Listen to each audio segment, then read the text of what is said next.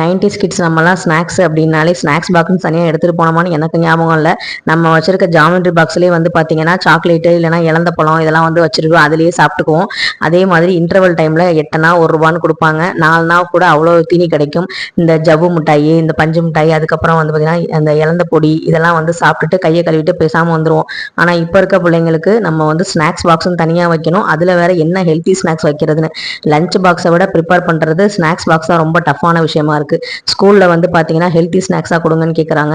இந்த பிள்ளைங்க வந்து பாத்தீங்கன்னா எங்களுக்கு பிடிச்ச ஸ்நாக்ஸா வைங்கன்னு சொல்லுதுங்க.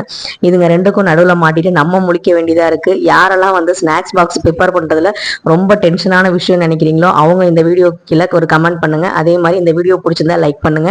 இன்னைக்கு யோகிக்கு பிடிச்ச ஸ்நாக்ஸ் தான், ஸ்கூல்ல என்ன சொல்றாங்கன்னு பார்த்துட்டு தான் நாளைக்கு வேற ஸ்நாக்ஸ் எதுவும் ரெடி பண்ணணும். ஒரு நாள் ஹெல்த்தி ஸ்நாக்ஸ், ஒரு நாள் வந்து அவனுக்கு பிடிச்ச ஸ்நாக்ஸ்ன்னு சொல்லி மாத்தி மாத்தி எடுத்துட்டு போன்னு சொல்லியிருக்கேன். நம்ம பிரெயினை எந்த அளவுக்கு யோசிக்க வைக்கிறாங்க பாத்தீங்களா?